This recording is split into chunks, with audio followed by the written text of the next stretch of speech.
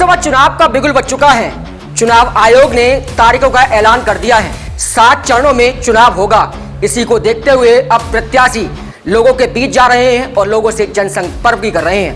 आगरा की एतमादपुर विधानसभा में आज आगरा से दूसरी बार प्रत्याशी बनाए गए प्रोफेसर एसपी सिंह बघेल एतमादपुर पहुंचे और उन्होंने आज भारतीय जनता पार्टी कार्यालय का उद्घाटन भी किया। इसके साथ साथ उन्होंने आज लोगों से जनसंपर्क भी किया।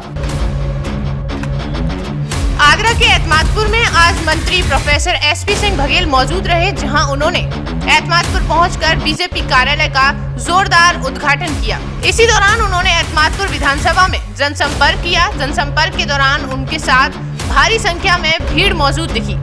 भीड़ के दौरान उनका जोरदार स्वागत सम्मान किया गया। वहीं उन्हें जनता द्वारा जीत का भी आश्वासन दिया गया। देखिए ये विशेष रिपोर्ट।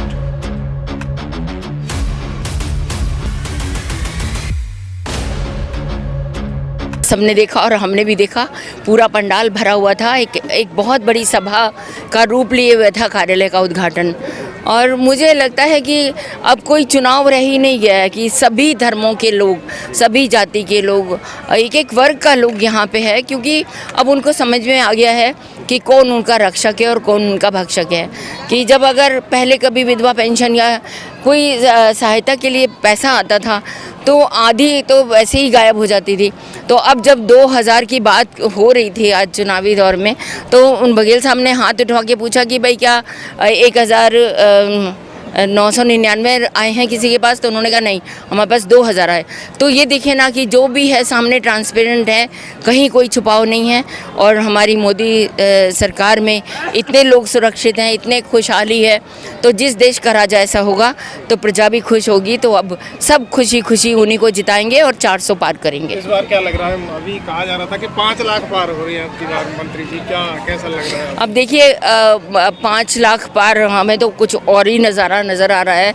हो सकता है उससे भी ज़्यादा हो, क्योंकि अब मुझे लगता ही नहीं कहीं चुनाव रह गया। जाटव भाइयों ने इतनी ज़बरदस्त मीटिंग की है, उन्हें भी लगा कि उनकी बहन जी ने आज तक उनको सिर्फ झांसे में रखा।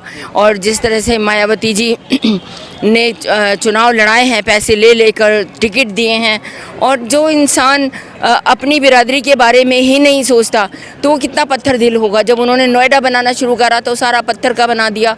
जहाँ देखो उधर लखनऊ बनाया तो सारा पत्थर का, पत्थर के हाथी, पत्थर के काशीराम, पत्थर की मायावती। तो जब जिस दिल में, जिस इंसान के अंदर पत्थर ही घुस गया है, दिल ही नहीं है, तो क्या सोचेगा? वो बिरादरी को एक सहारा चाहिए था, उन्हें माननीय मोदी जी मिल गए हैं। अपील करूंगा कि आने वाली 7 तारीख को कमल के फूल वाला बटन दबाकर आदरणीय बघेल साहब को और आदरणीय मोदी जी को फिर से देश का प्रधानमंत्री बनाएं। कल्याणकारी योजनाएं जो हैं उनके लाभार्थी लोग कोई 1 महीने से लाभ नहीं ले रहे हैं, 9-10 साल से लाभ ले रहे हैं। तो उनके दिमाग में है कि हम उस वृक्ष को रखें मजबूत जिसके हम फल खा रहे हैं। इसलिए केंद्र सरकार की योजनाएं, राज्य की योजनाएं, राज्य सरकार का कानून व्यवस्था और बूथ अध्यक्ष से राष्ट्रीय अध्यक्ष की परिश्रम की पराकाष्ठा से कमल खिलेगा और 400 से ऊपर खिलेगा। ठीक है।